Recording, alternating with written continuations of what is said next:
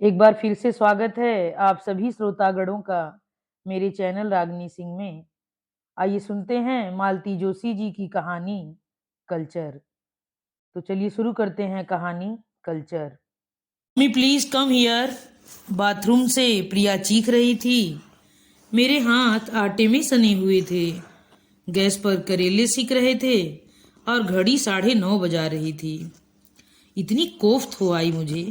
एक तो राम प्रसाद के एकाएक गोल हो जाने से सारा कार्यक्रम वैसे ही गड़बड़ हो गया था।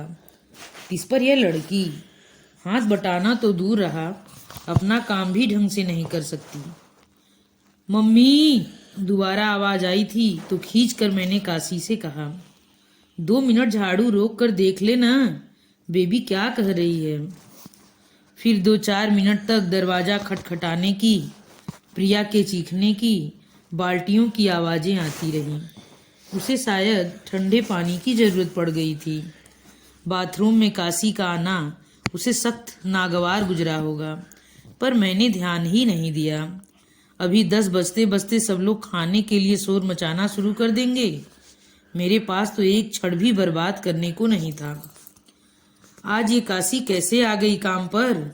बाल पोंछते हुए प्रिया सीधे किचन में चली आई थी। वह तो 4-5 दिन से आ रही है, तुम्हारा ध्यान रहता भी है कहीं? मैंने उलाहना दिया। बाई को क्या हो गया? बुखार में पड़ी है। काशी को देखो, तुमसे 3-4 साल छोटी है, पर घर का भी सब कुछ देखती है और माँ के काम भी संभालती है, तुम्हारी तरह नहीं कि प्रिया ने उपेक्षा के भाव से मुंह बिचका कर कहा और अपने कमरे में चली गई। मैं उसकी छरहरी आकृति को देखती रही। मैक्सी में पीछे से बिल्कुल स्कूली दिखाई दे रही थी। उसे देखकर कोई भी विश्वास नहीं कर पाता कि वह बीए फाइनल में है। खाने की मेज पर सब इकट्ठे हुए। उस समय काशी आंगन में बर्तन मल रही थी। आज वो बहुत देर करके आई थी और ठीक इनके खाने के समय ही बर्तन लेकर बैठ गई थी। जैसी कि मुझे आशंका लगी थी कि 2 मिनट बाद ही ये झल्ला उठे। ये किरड़ किरड़ बंद करो भाई, दिमाग खराब हो गया मेरा। मैंने प्रिया को इशारा किया। वह बाहर जाकर काशी को समझा आई। बर्तनों की खड़खड़ाहट कुछ ही देर बाद रुक गई और बाल्टियों में साबुन के उफनते झाग की ध्वनि सुनाई देने लगी। वह शायद अब कपड़ों में साबुन दे रही थी। यह काशी कितना चुपचाप रहने लगी है अब, नहीं तो पहले बाप रे दिन भर पटर पटर करती रहती थी। सुन सुनकर सिर में दर्द होने लगता। प्रिया बोली, और वह कौन सा गाना था मम्मी? बिंदिया चमकेगी या इन्हीं लोगों ने? बस रेडियो पर आया नहीं कि देवी जी काम वाम छोड़कर भागती थीं। एक बार तो राक्स ने हाथों से ही रेडियो तेज कर दिया था। इतना डांटा था मैंने तब। विवेक बोला, और विक्की तुम्हारा वह लंबे बालों वाला दोस्त आया था तब याद है? सीधे दरवाजे में खड़े होकर घूर रही थी उसे। मम्मी ने कैसे डांटा था तब। दोनों बच्चे उस बात को याद करके खिलखिलाकर हंस पड़े थे। काशी वाकई बहुत चंचल थी, चाहे मेरी ड्रेसिंग टेबल हो या इनका टाइपराइटर, प्रिया का कार्डिगन हो या विवेक की किताबें, उसे हर चीज छूने से मतलब था। इतना डांटती थी मैं और बाद में खुद ही तरस आ जाता था उस पर। प्रिया और विवेक तो अक्सर चिढ़ते रहते, मम्मी की लाडली है न वो, उसे तभी तो किसी का डर नहीं है। कुर्सी खिसकने की आवाज आई, तब होश आया कि ये खाना खा चुके हैं। करीब करीब सभी लोग साथ ही उठ गए। इन्हें सुपारी, पेन, रुमाल, घड़ी आदि पकड़ाकर दफ्तर के लिए विदा किया ही था कि प्रिया भिनभिनाती हुई आई कि हमारी पीली वाली बेल बॉटम प्रेस होकर क्यों नहीं आई? तुम्हारे पास और कपड़े नहीं हैं? मैंने जरा सख्ती से कहा तो चुपचाप अपने कमरे में चली गई, पर उसका भुनभुनाना बड़ी देर तक जारी था। रानी है न कहीं की, बस जिसका मूड हो वही कपड़ा सामने चाहिए। पता नहीं ससुराल में कैसे क्या निभाएगी जाकर। विवेक सीधा खेल खाल कर शाम 7 बजे तक ही घर लौट पाता था। इसलिए उसे टिफिन देना जरूरी हो जाता था। लेकिन उसका लंच बॉक्स कहीं नहीं मिल रहा था। डिब्बा कहाँ है रे? कमरे में ही होगा, मेज पर या खिड़की में। मम्मी देख दो न प्लीज। कमाल करते हो तुम लोग, आते ही डिब्बा धुलने को क्यों नहीं दे देते? अब कब साफ होगा, कब भरा जाएगा? लेकिन मुझे चिंता करने की जरूरत नहीं पड़ी। कपड़े धोने का काम कुछ देर के लिए स्थापित करके काशी उठी। विवेक के कमरे से लंच बॉक्स लाकर उसने धोया, कपड़े से पोंछा और मुझे थमा दिया। काशी दी ग्रेट यहाँ पर मौजूद हैं, फिर हे मातेश्वरी, आपको चिंता करने की क्या आवश्यकता है? विवेक ने कुछ इस अंदाज में कहा कि मुझे तो हंसी आई ही। प्रिया का फूला हुआ मुंह भी हंसी जब्त न कर सका। सच मम्मी, काशी ससुराल चली जाएगी तो तुम्हारी बड़ी मुसीबत आने वाली है। बाई एक तो बार बार बीमार पड़ जाती है और काम भी ऐसा हाबड़ तोबड़ करती है कि कपड़ों में साबुन महकता रहता है। पानी का गिलास उठाओ तो उसमें ढेर सारा लगा रहता है। मुझे लगा ससुराल के नाम से काशी का तांबई चेहरा लाश से और गहरा हो जाएगा, पर वह निर्विकार भाव से कपड़ों को नील के पानी में डुबोती रही।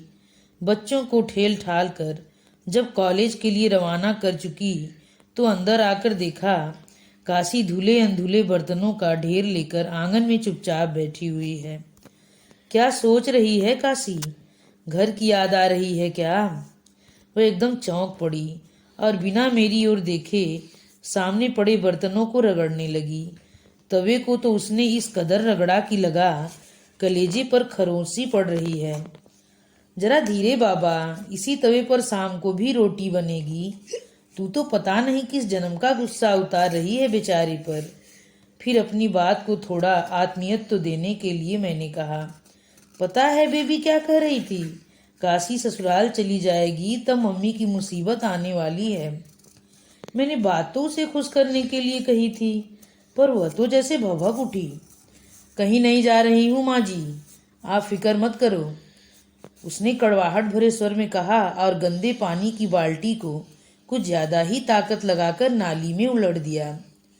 छींटों से अपने को बचाती हुई मैं कमरे में आ गई। बाप रे, कहाँ से सीख लिए हैं इसने ये तेवर, ये ठसक। अभी कल तक सिलविल सी कॉलोनी में यहाँ वहाँ घूमती फिरती थी, शादी क्या हो गई, अपने को 30 मार खां समझने लगी है। काम पर आएगी भी तो ऐसी घुन्नी बनी रहेगी कि काम कहते डर लगता है। मैं जा रही हूँ माँ जी, दरवाजा लगा लेना। कुछ देर बाद उसने मेरे कमरे के दरवाजे पर खड़े होकर कहा।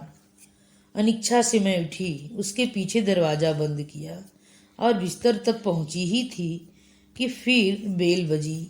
मन ही मन कुढ़ते हुए दरवाजा खोला, वही महारानी जी थीं। अब क्या रह गया, मैंने रूखी आवाज में पूछा। उसने जवाब नहीं दिया और मुझे ठेलकर सीधी अंदर आ गई। बरामदे की जाली से एकटक सड़क की ओर देखने लगी। उसकी नजरों का अनुसरण कर मैंने देखा सामने वाली पुलिया पर एक आदमी बैठा था। नारंगी रंग की कमीज, नीली धारीदार पैंट, गले में रुमाल। काशी सहमकर लौट आई थी। उसमें आश्चर्य करने जैसा कुछ नहीं था। चल अंदर आकर बैठ जा थोड़ी देर, बाद में चली जाना, मैंने अधिकारवाणी से कहा और उसे लेकर घर में आ गई। बिस्तर पर जाकर लेटी ही थी कि याद आया, पता नहीं लड़की कितने सवेरे से घर से निकली है। 7-8 घर का काम निपटाते निपटाते यह वक्त हो गया है। पता नहीं पेट में कुछ पड़ा भी है कि नहीं। उठकर किचन में आई, प्लेट में उसके लिए थोड़ा खाना निकाला और देने गई तो देखा वह स्टोर की खिड़की से एकटक बाहर देख रही है। मैंने झांक कर देखा, वह आदमी वहीं बैठा मेरे घर की ओर देख रहा था और काशी जिस एकाग्रता से उसे देख रही थी उसे भय का नाम नहीं दिया जा सकता। कौन है रे यह, तू पहचानती है? मेरा कुतूहल जागृत हुआ। मेरा आदमी है। खंजन मंजू तिरछे नैनन जैसी पंक्तियों पर गदगद हो जाने वाली मैं उसकी बेबाकी पर स्तब्ध रह गई। तुझसे मिलने आया है? कुछ देर बाद मैंने पूछा। उसने सिर हिला दिया। तो घर पर क्यों नहीं बुलाती उसे? यहाँ किस लिए? लेकिन कहते कहते मेरा गुस्सा अपने आप उतर गया। भला घर पर इतने लोगों के सामने यह कैसे संभव था? ममत्व से भरकर मैंने ही आगे कहा, वह बेचारा वहां धूप में बैठा है और तू यहाँ से ताक झांक कर रही है।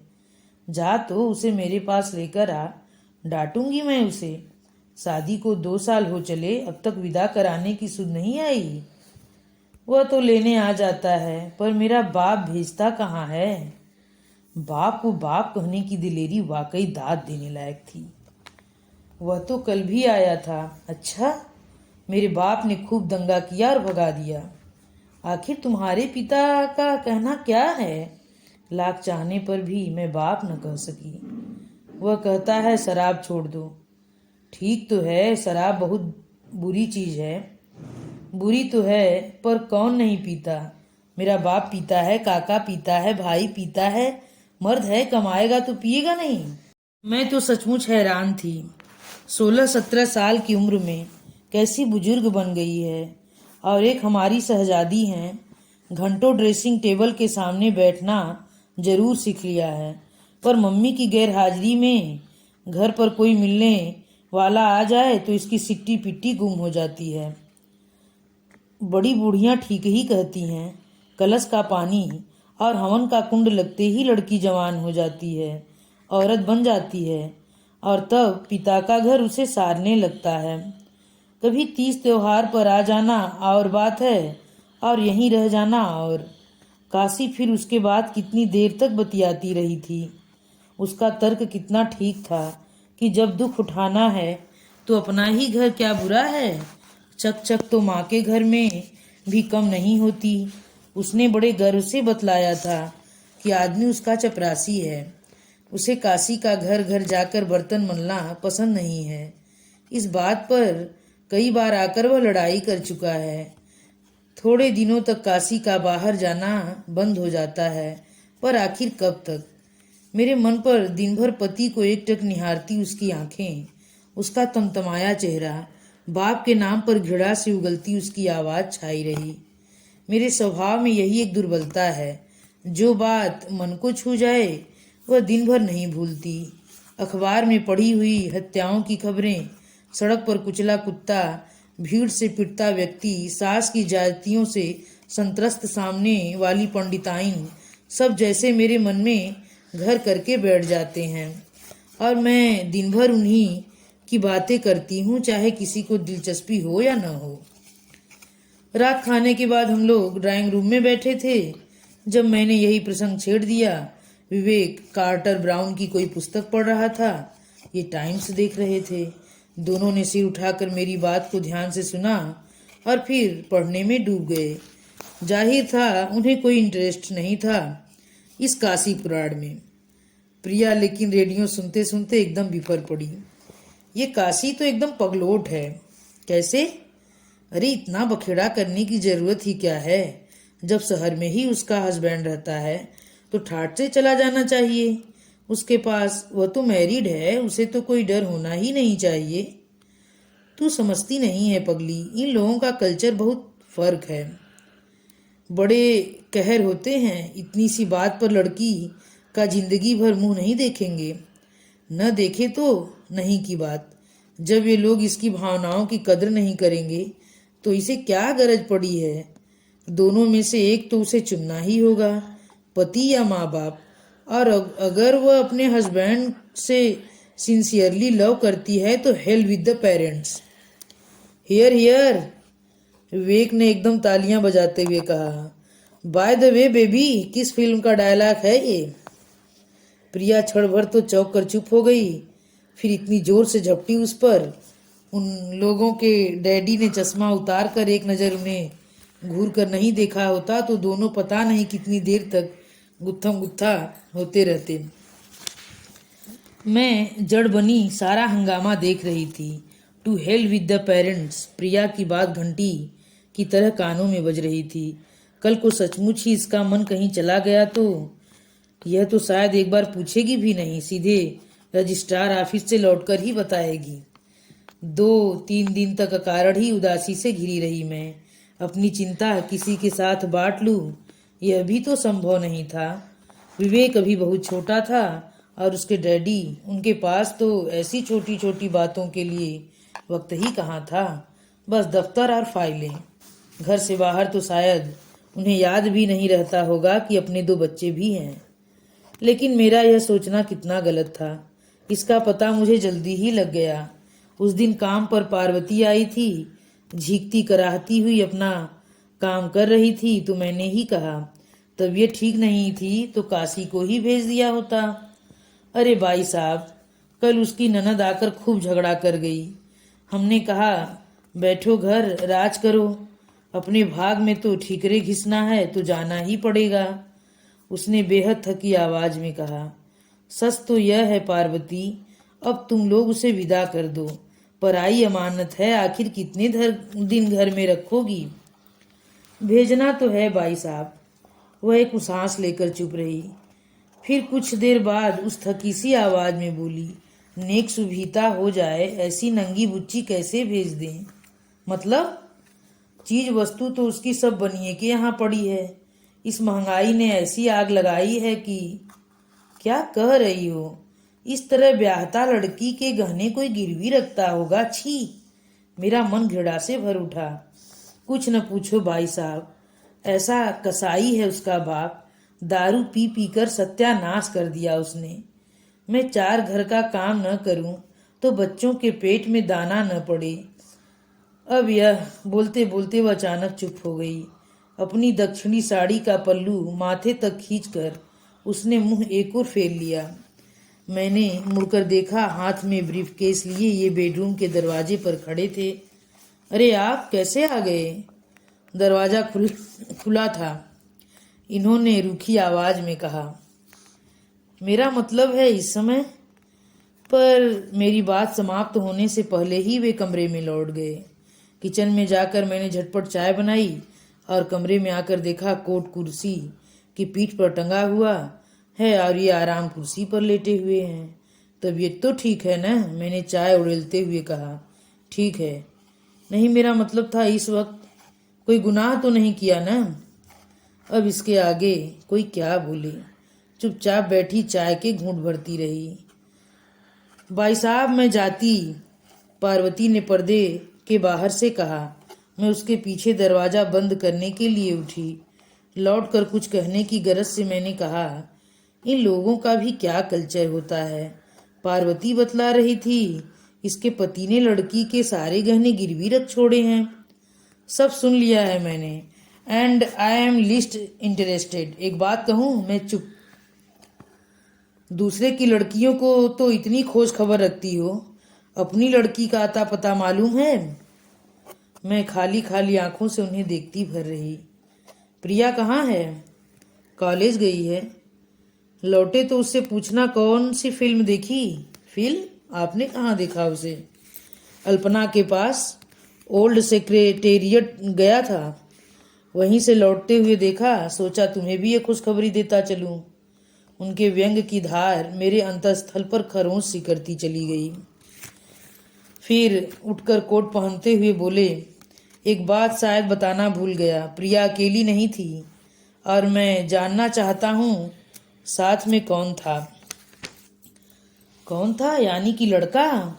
उनके जाने के बाद भी बड़ी देर तक मैं सुन्न होकर बैठी रही। प्रिया की गुनगुनाहट और सैंडल की खटखट से ही मेरी तंद्रा टूटी। मम्मी तुम यहाँ हो? हमने सारा घर छान मारा। कुछ खाने को दो ना, बड़ी भूख लगी है, उसने मेरे गले में बाहें डालते हुए कहा। मैंने घड़ी देखा, ठीक 5:15 हो रहे थे।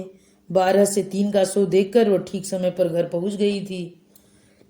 मम्मी को संदेह की जरा भी गुंजाइश उसने नहीं छोड़ी थी। मेरा मन तिक्त हो उठा। उठो ना मम्मी प्लीज, टॉकीज पर कुछ रिफ्रेशमेंट नहीं मिला क्या आज? मैंने सहज स्वर में पूछा। टॉकीज? उसने बड़ी बड़ी आंखों को गोल गोल घुमाया। कौन सी पिक्चर देखी आज? मैंने दूसरा प्रश्न पूछा। तुम्हें कैसे पता चला? उसने आशंकित स्वर में पूछा। डैडी ने बताया था। उन्होंने यह भी बताया था साथ में कोई और था, पर वे पहचान नहीं पाए।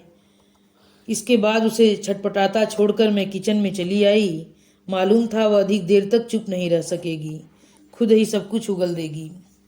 मेरा अंदाज सही निकला। 10-15 मिनट बाद ही मेरे गले में बाहें डालते हुए उसने कहा, मेरी अच्छी मम्मी, मुझे माफ़ कर दो, छोड़ो, मुझे काम करने दो, मैंने रुखाई से कहा। उसने आगे बढ़कर गैस बंद की और मेरा मुंह अपनी ओर घुमाकर बोली, पहले मेरी बात सुनो प्लीज। सुन रही हूँ, कहो। स्वर मेरा अब भी सख्त था। मेरे कंधे पर सिर रखकर उसने कहा, डैडी को समझा लोगी? उनके गुस्से से बहुत डर लगता है। तुम कह देना सहेलियों के साथ गई थी। अशोक सिर्फ टिकट निकालने के लिए साथ गया था। अशोक कौन? अरोड़ा का भाई। तुमने देखा तो है ना उसे? वह क्या इतना चीप लगता है कि साथ जाना भी गुनाह है? मैं कुछ नहीं बोली। अपनी बात उसके डैडी के गले उतारना कितनी टेढ़ी खीर है मैं जानती थी।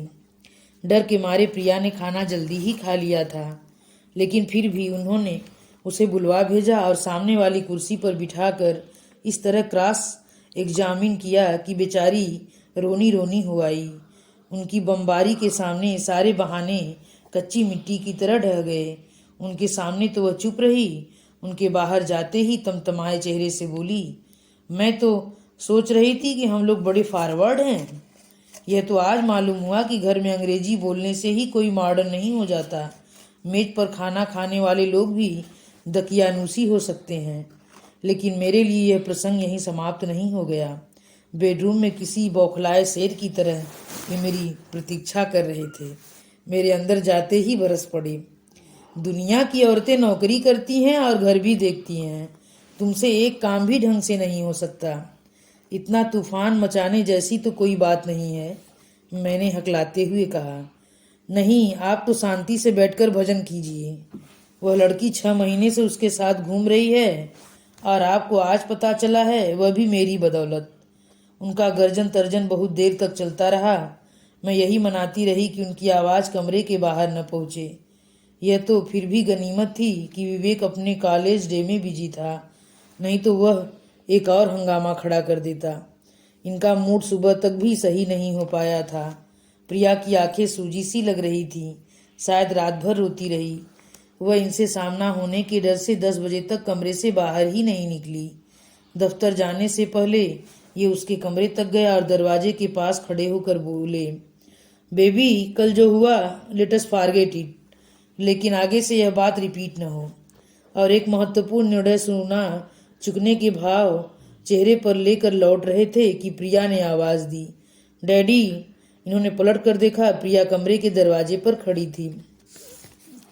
डैडी, मैं अशोक से प्रेम करती हूँ। I love him. और जितनी जल्दी आप यह जान लें अच्छा ही है।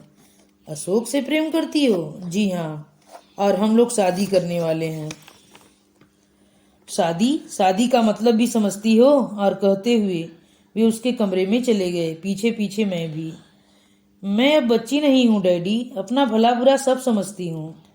अच्छा, बाय द वे, ये आपके अशोक साहब क्या करते हैं? स्कूल में लेक्चरर हैं। किस स्कूल में? मुझे नाम नहीं मालूम। क्या तनख्वाह है? मैंने कभी नहीं पूछा। कहाँ तक पढ़ा है? एमए। विषय? पॉलिटिक्स। डिवीज़न? आगे क्या इरादा है?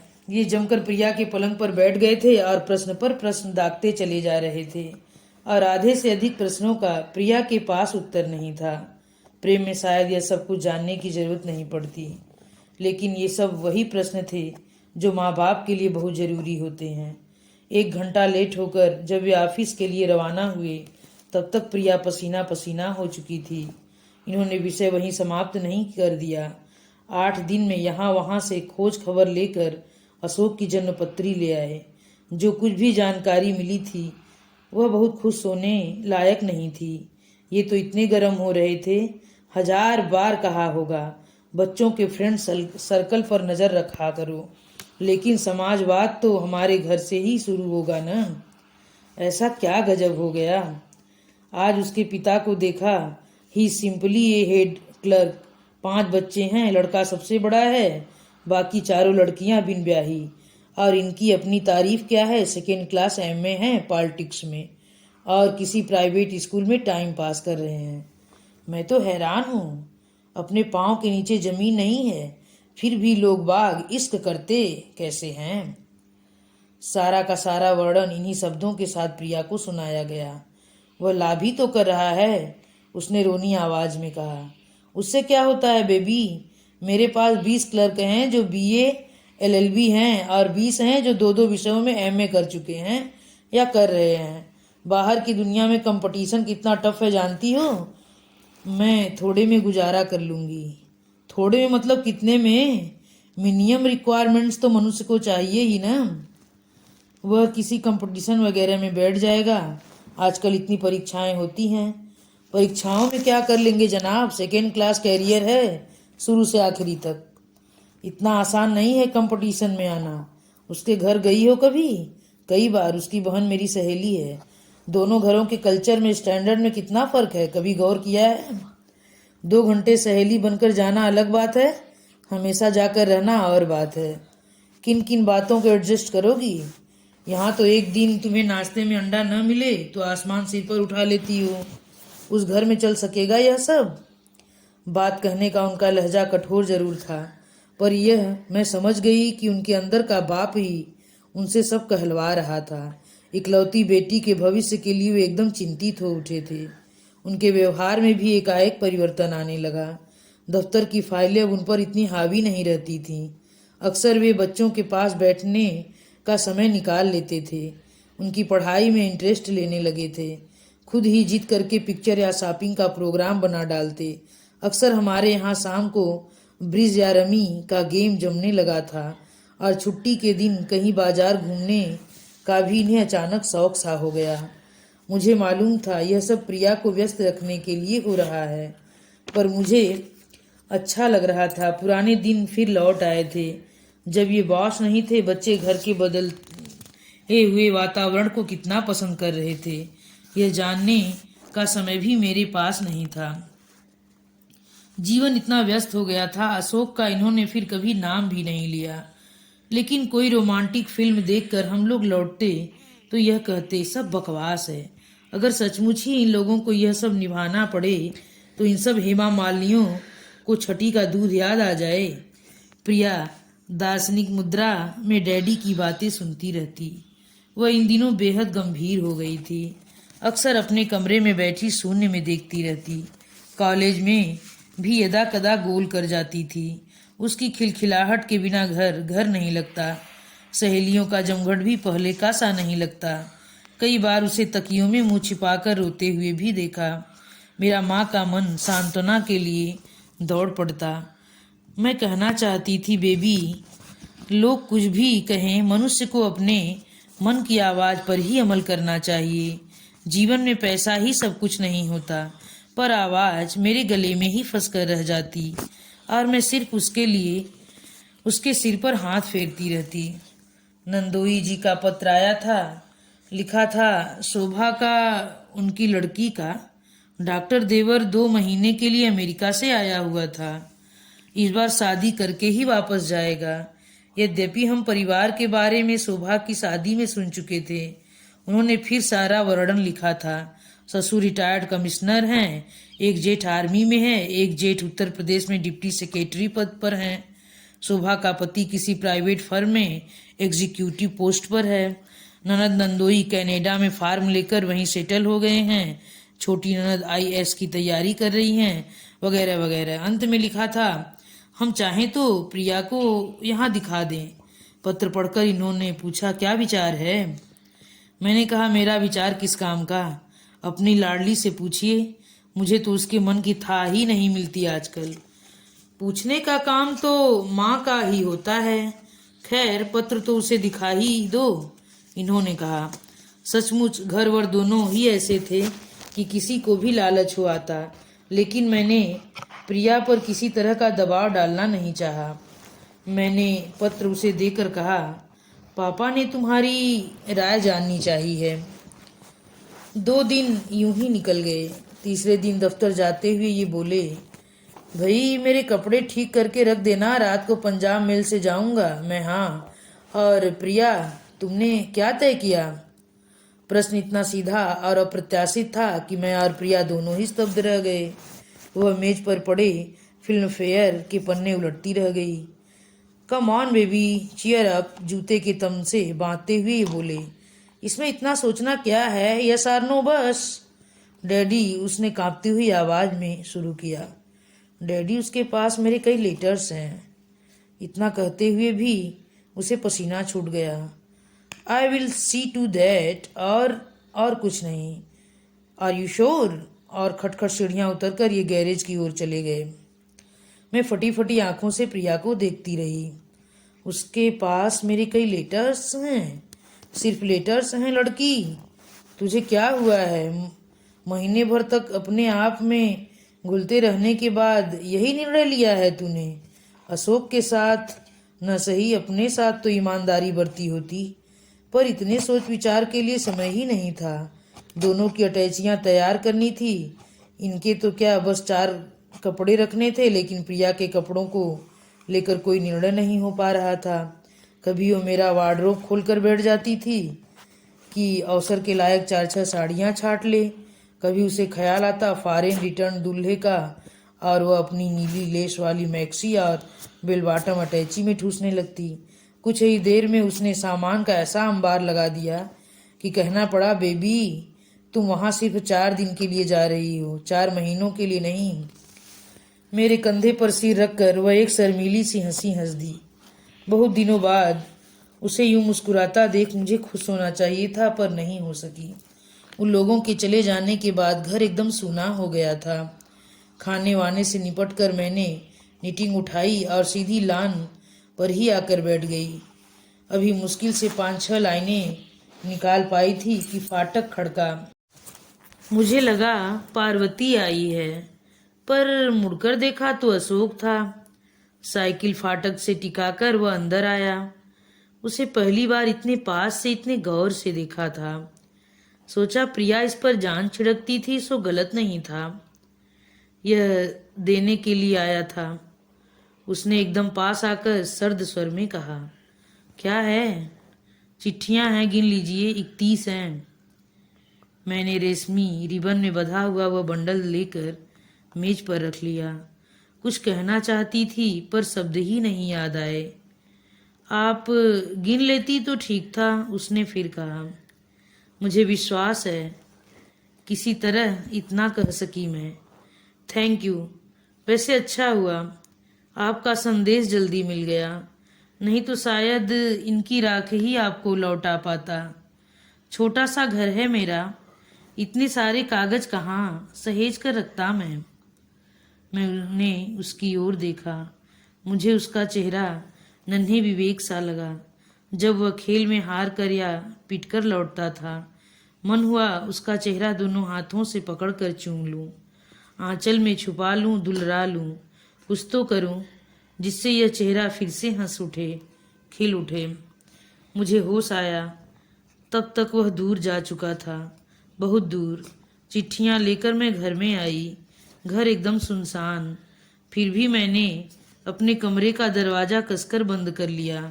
पहला पत्र खोलते हुए लगा, अपनी बेटी के पत्र पढ़ना शायद पाप है, लेकिन अब यह प्रेम पत्र कहाँ थे? अब तो निरे कागज थे ये। पत्रों में नया कुछ नहीं था। 19-20 वर्ष की लड़कियां जैसे भावुक पत्र लिखती थीं वैसे ही थे वे। हर पत्र में अपने अमर प्रेम का विश्वास दिलाया गया था। जीवन भर साथ निभाने की कस्में थीं। 24 घंटे न देख पाने की विरह व्यथा थी। भविष्य के सपने थे, वर्तमान का मलाल था। उलाहने थे, क्षमा याचना थी। अंतिम 2-3 पत्रों में हम लोगों का जिक्र था। मेरे राजा, मम्मी डैडी सब कुछ जान गए हैं। मुझे सब बताना ही पड़ा आखिर। डैडी तो बहुत नाराज हुए, पर मुझे विश्वास है मेरे चांद को एक बार देख लेंगे तो सारा विरोध भूल जाएंगे। डैडी ने शायद चांद को कभी देखा ही नहीं। इससे पहले ही वह रिजेक्ट हो गया था। उन्होंने किस खूबी से अपनी बातें प्रिया के गले में उतारी थीं। जोर जबरदस्ती करते तो शायद वह विद्रोह कर बैठती, पर उन्होंने मौका ही नहीं दिया। वे उसे अपने सर्किल में घुमाते रहे, दैनिक फिल्में दिखाते रहे, महंगी से महंगी चीजें खरीद कर देते रहे। उनके तर्कस का एक तीर भी खाली नहीं गया था। सभी को विश्वास है कि प्रिया का यह रिश्ता पक्का हो जाएगा। न भी होगा तो उसके डैडी इससे भी अच्छी जगह उसकी बात चला सकते हैं। लेकिन इस लड़के का, अशोक का खोया हुआ आत्मविश्वास कौन लौटा कर देगा? पार्वती पूछ रही थी, भाई साहब बहुत कम बर्तन निकल रहे हैं आजकल। खाने वाला है ही कौन? मैं और भैया। साहब और बेबी तो दिल्ली गए हुए हैं ना, तभी तो घर सुना सुना लग रहा है। उसने कहा, काशी भी चली गई भाई साहब कल। चली गई? चलो अच्छा हुआ, लड़कियां अपने अपने घर ही अच्छी लगती हैं। लेकिन वह तो रोने बैठ गई, इतना बिलख कर रो उठी कि मैं तो परेशान हो गई कि कैसे समझाऊं। आखिर राम प्रसाद चिल्लाया, रोती क्यों है? शहर में तो है ससुराल ना, जब चाहे मिलाना, जब चाहे बुला लेना। अरे भैया, उसके बाप ने कहा है घर में घुसेगी तो जान ले लूंगा। अरे ऐसा क्यों? उसके जवाब में पार्वती ने अपनी राम कहानी सुनाई। काशी का बाप उसका रिश्ता दूसरी जगह तय कराया था। वहां से 500 लेकर उसके जेवर बनिए के यहाँ से उठाकर पहले वाले को लौटाने का प्लान था। रात उसने पंचायत बुलाई थी और दामाद पर आरोप लगाया था कि वह शराब पीकर काशी को मारपीट करता है, इसलिए वो लड़की को नहीं भेजना चाहता और रिश्ता तोड़ना चाहता है। उसने 5-6 गवाह भी जोड़ रखे थे। काशी और काशी की माँ तो थी ही। फिर क्या? काशी ने सबके सामने कह दिया कि उसे कोई तकलीफ नहीं है, वह अपने घर जाना चाहती है। पंचों के बीच बाप की नाक काट कर वह चली गई। बाप ने कह दिया घर से अब उसे कुछ भी नहीं मिलेगा और उसके गहने अब थोड़े ही लौटाएगा वह, उसे तो बहाना मिल गया। ससुराल वाले उसे परेशान नहीं करेंगे, अब जो उसकी किस्मत में लिखा होगा। पार्वती ने एक सांस भर कर कहा, लेकिन बाई साहब बड़ी समझदार लड़की है। कहती है उस जन्म में कोई पाप किया होगा तो इस जन्म में भुगत रही हूँ, अब और पाप क्यों कमाऊं? कहानी सुनकर मेरे बदन पर कांटे उगाए थे। पार्वती के जाने के बाद कितनी देर तक मैं वहीं आंगन में पीढ़े पर शोक मग्न बैठी रही। रामप्रसाद बर्तन उठाने आया तो मैंने दर्द से भीगे स्वर में कहा, रामप्रसाद सुना तुमने? बाई क्या कह रही थी? आप भी हुजूर बहुत सोचती हैं, छोटी जात के लोग हैं ये, इनका धर्म क्या ईमान क्या। रामप्रसाद अपनी पंडिताई के घर में बोला, सच तो है, छोटी जाति के लोग हैं ये। फिर उस अनपढ़ गंवार छोटी सी लड़की को कौन सिखा गया कि पाप क्या है, पुण्य क्या है, न्याय क्या है, अन्याय क्या है? कौन सा साहस था उसमें जो इतने लोगों के सामने मुंह खोलकर अपने मन की बात कह गई वह? मेरा यह प्रश्न मुझे ही बड़ी देर तक सालता रहा।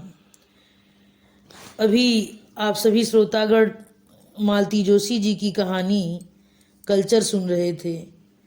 आप सभी श्रोतागणों से मेरा विनम्र अनुरोध है कि अगर यह कहानी आप लोगों को पसंद आई हो तो कृपया मेरे चैनल को सब्सक्राइब, लाइक और शेयर करना मत भूलिएगा। धन्यवाद।